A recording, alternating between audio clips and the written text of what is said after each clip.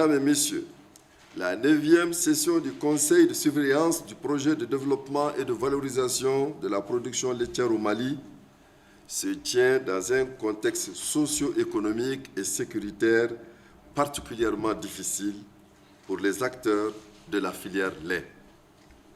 La conjonction de ces facteurs exogènes aux multiples conséquences affecte considérablement les conditions de vie et les moyens d'existence des communautés pastorales et des acteurs intervenant à divers niveaux des maillons de transformation et de commercialisation de la filière lait.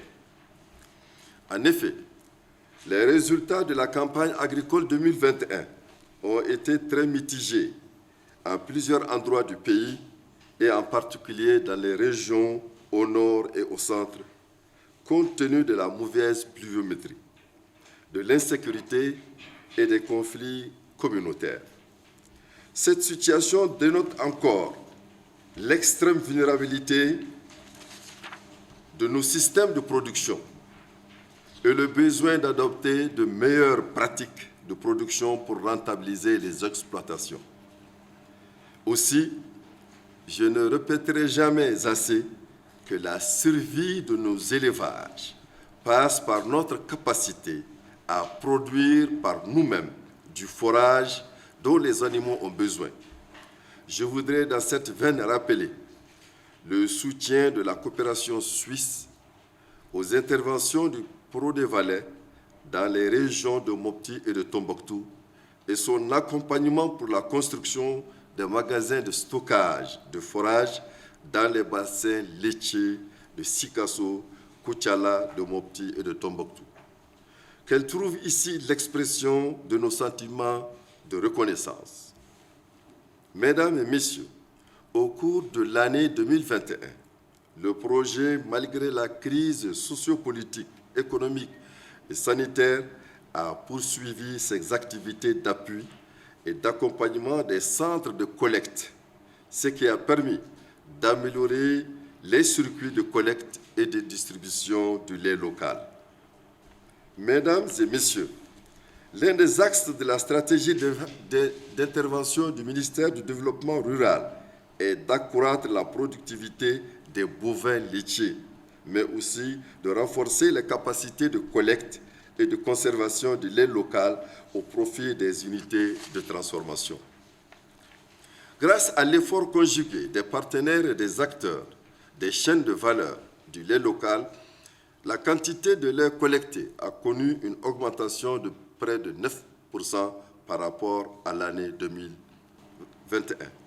Je profite de l'occasion qui m'est offerte pour remercier l'ensemble des acteurs et les partenaires techniques et financiers et les inviter à nous accompagner et à s'impliquer fortement dans la mise en œuvre de la stratégie nationale de valorisation du lait local afin de nous permettre de satisfaire aux besoins de consommation locale en lait et produits laitiers. Nous sommes confrontés aussi aux difficultés sécuritaires parce que le projet intervient très généralement dans les zones du centre et du nord, telles que Djéné, Sokura, Douanza, Tenenkou, Yuwaru, Diré et Tonka. Il faut reconnaître que c'est des zones un peu difficiles, mais nous avons quand même pu réaliser là-bas. Cette année, nous avons fait l'ouverture des centres de collecte de Djéné, Sokura, Tenenkou, Yuwaru, dans la région de Mopti, et Diré, Tonka, dans la région de Tombouctou.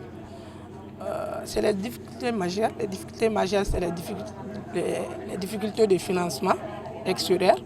Nous sommes surtout accompagnés par l'État sous le budget spécial d'investissement. Chaque année, le Mali importe plus de 20 milliards de francs CFA de lait en poudre, alors que nous avons un grand centre d'insémination artificielle ici. Nous avons des producteurs qui font plus de 300 à 400 litres de lait. Nous avons du bon lait local et la qualité, notre qualité est meilleure. Nous avons fait des analyses, mais malgré tout, le lait en poudre continue à nous envahir. Et avec un peu d'accompagnement des partenaires, je pense que nous pourrons s'en sortir. En termes de perspective, l'année dernière, nous avons fait l'ouverture des centres de collecte du nord et du centre. Et nous allons continuer à renforcer ces centres opérationnels à travers des visites d'échange dans les grands centres pilotes. Nous allons aussi renforcer le circuit de distribution et de commercialisation du lait local à travers l'implantation des kiosques de vente de lait, parce que beaucoup disent qu'ils ne trouvent pas le lait local sur place. Nous allons essayer de vulgariser ça afin que toute la population malienne puisse avoir du lait local à leur portée à moindre coût. Et ensuite, nous allons réhabiliter, encore c'est des zones un peu difficiles, mais il le faut parce qu'il y a beaucoup d'éleveurs, par exemple à Massina. Nous allons faire la réhabilitation du centre de collecte de Massina. Nous allons réaliser aussi 2 fourrages, dont un à Massina et un à Tonka. Et nous allons aussi mettre à la disposition de 2 sociétés coopératives. La première se trouve à Talatay, c'est une commune rurale de Gao. Et ensuite, nous allons mettre un congélateur solaire équipé avec panneaux solaires au compte des sociétés coopératives de Kolondjeba. Donc, nous allons aussi continuer à suivre la collecte de lait parce que c'est notre paramètre, notre donnée de base de 11 513 tonnes dans 136 centres et points de vente de lait.